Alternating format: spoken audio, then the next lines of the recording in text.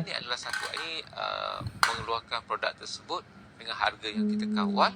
Mereka tidak boleh jual lebih daripada harga tersebut. Dia tidak macam minyak masak. Minyak masak ni yang kita jual dengan harga RM2.50 dalam polybag itu, sebahagian besarnya adalah disubsidikan oleh kerajaan. Jadi itu keunikan sistem kawalan harga yang ada dalam negara kita. Tujuannya apa? Tujuannya adalah untuk memastikan rakyat kita ni dapat menangani kos sara hidup dengan berkesan. Rakyat kita ni dapat planning dia punya perbelanjaan dan tidak berlaku benda-benda yang tidak sepatutnya. Yang penting yang panik tu pada saya yang penting jangan panik. Sebab orang berniaga ni dia akan terus mengeluarkan.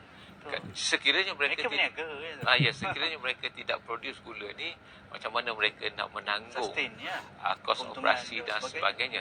Jadi itulah yang hilang. Tapi pada tersebut saya nak tapi memang tak ada kebocoran tu saya tak nafikan kemungkinan di sempadan-sempadan kita tertentu, sebab negara kita ni sentiasa dikelilingi oleh sempadan-sempadan. Contohnya kita di utara kita sempadan dengan Thailand. Di selatan kita sempadan dengan Singapura dan sebagainya, dengan Indonesia, dengan Filipina dan sebagainya.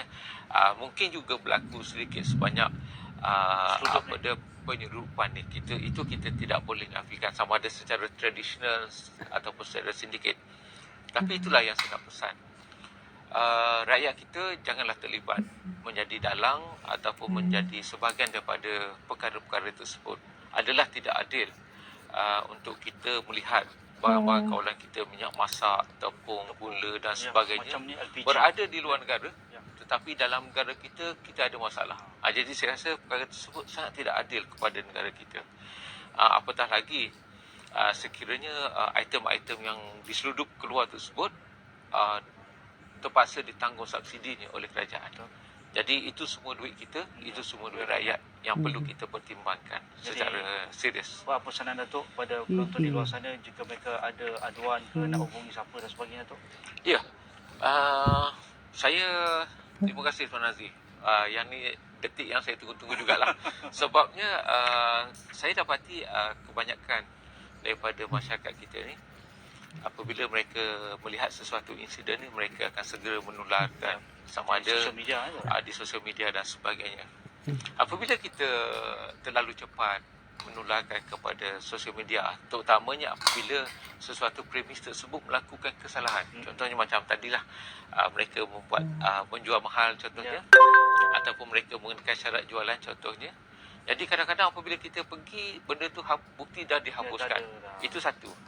Yang kedua, bila kita tularkan benda tersebut, maklumat yang diberi itu tidak tepat. Maksudnya tidak lengkap. Kadang-kadang ditular, dia kata contohnya di kawasan A ni ada peniaga yang jual dengan harga mahal. Tapi dekat mana? Kan? Jadi ada baiknya kalau untuk membolehkan penguasaan yang lebih berkesan daripada pihak kami KPDN, kita ada beberapa saluran yang kita dah sedia ada establish lah. Yang pertama WhatsApp lah. Kita ada WhatsApp 019-279-4317. Itu satu nombor. Yang kedua nombor dia 019-8488-000. Itu nombor WhatsApp. Jadi nombor WhatsApp ni adalah yang kita kata yang paling popular lah, medium penghantaran aduan melalui WhatsApp. Yang kedua, kita ada portal e-aduan KPDN. Boleh tengok e-aduan.kpdn.gov.my. Kita ada call center kita 1-800-886-800. Kita ada bilik gerakan kita 03-8882-6088, 03-8882-6245. Dan kita juga ada yang baru diperkenalkan awal tahun ni, itu aduan suri.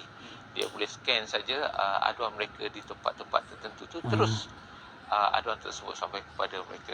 Jadi janji kami kepada pengadu, kami akan membuat siasatan secepat yang mungkin. Jadi letakkanlah kepercayaan kepada pegawai kuasa di seluruh negara. Kami akan menjalankan tugas dengan penuh dedikasi dan komited. Kami akan cuba menyelesaikan isu-isu ini daripada berlarutan dengan mengambil tindakan-tindakan yang bersesuaian mengikut undang-undang. Semua nombor-nombor yang diungkapkan oleh Datuk tadi kita akan paparkan di skrin Esok Awani dalam perbincangan ini. Jadi banyak sumber tak ada masalah untuk diberikan aduan secara lengkap. Macam-macam adalah, WhatsApp ada, telefon pintar Easy Edu KPDN dan juga bilik gerakan penguat kuasa, call center pun ada semuanya. Terima kasih Dato' atas masa yang diberikan. Harap-harapnya menjelang Idul Adha ni tak ada isu bekalan gula kurang di kawasan tertentu. Kita boleh berhari raya dengan tenang, dan kalau boleh kurangkan gula untuk kesihatan anda. Jadi itu tadi bertemu buat saya bersama Yang Berbahagia Dato' Azman Adam, Ketua Penguatkuasa Bahagian Operasi Kementerian Perdagangan Dalam Negeri dan juga Konsultan Hidup. Jadi itu saja dalam agenda Awani pada malam ini bersama saya Nazri Kahar. Assalamualaikum. InsyaAllah kita jumpa.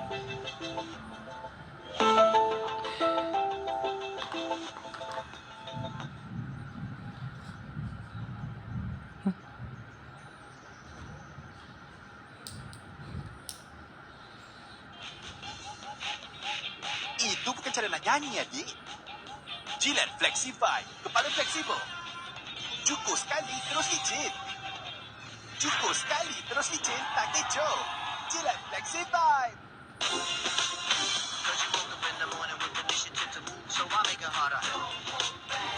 Michelin meneroka itu, bersyuakan saja terbaik yang berbaloi di perjalanan anda. Michelin, bergerak kehidupan.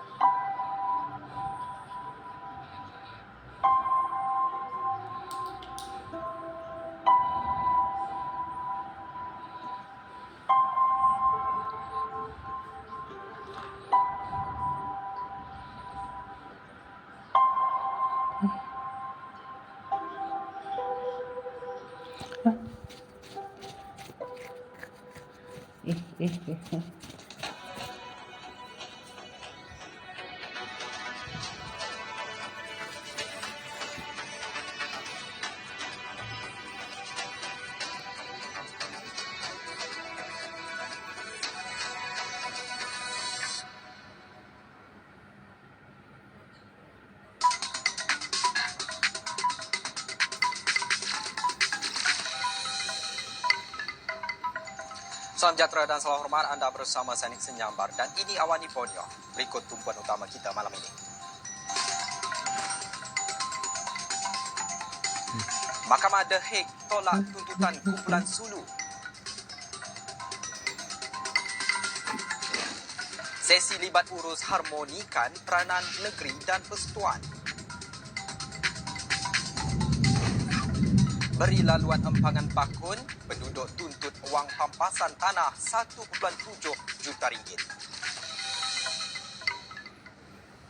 Mahkamah Rayuan The Hague Belanda menolak permohonan kumpulan mendakwa waris Kesultanan Sulu untuk mendapatkan pengiktirafan dan penguatkuasaan tuntutan anugerah sebanyak $14.9 bilion atau bersamaan 62.59 bilion ringgit terhadap Malaysia yang dikatakan melalui proses timbang tara pada Februari tahun lalu. Penghakiman itu memaklumkan mahkamah menolak permintaan warga Filipina untuk menuntut melaksanakan anugerah timbang tara itu. Tahun lalu, individu yang mendakwa waris Filipina kepada Sultan Sulu terakhir dianugerahkan $14.9 bilion dolar oleh Mahkamah Timbang Tara Paris dalam pertikaian dengan Malaysia sejak sekian lama berhubung perjanjian tanah pada zaman penjajah. Mereka berusaha merampas aset kerajaan Malaysia di Perancis, Luxembourg dan Belanda dalam usaha untuk menguatkuasakan anugerah itu.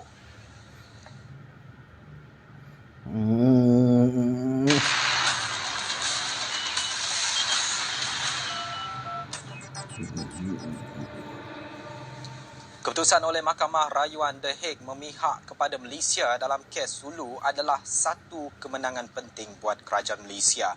Perdana Menteri berkata keputusan ini sekaligus menghalang apa-apa usaha oleh pihak yang menuntut untuk menguatkuasakan tuntutan mereka yang tidak sah terhadap kerajaan Malaysia di Belanda. Dalam satu kenyataan, Datuk Seri Anwar Ibrahim berkata kerajaan mengalu-alukan keputusan Mahkamah Rayuan The Hague yang telah memihak kepada Malaysia dengan menolak untuk mengiktiraf Final Award yang dikeluarkan melalui proses timbang tara yang tidak sah dan disalahgunakan oleh pihak yang mendakwa sebagai waris kepada Kesultanan Sulu. Beliau menyifatkan keputusan itu sebagai satu kemenangan penting kepada kerajaan Malaysia berentetan daripada keputusan Mahkamah Rayuan Paris pada 6 Jun lalu. Kata Perdana Menteri, Malaysia percaya bahawa keputusan ini serta keputusan Mahkamah Rayuan Paris baru-baru ini akan menamatkan usaha sia-sia pihak yang menuntut untuk menguatkuasakan Final Award di negara-negara lain. Kerajaan turut yakin bahawa dengan keputusan ini, kerajaan semakin hampir membatalkan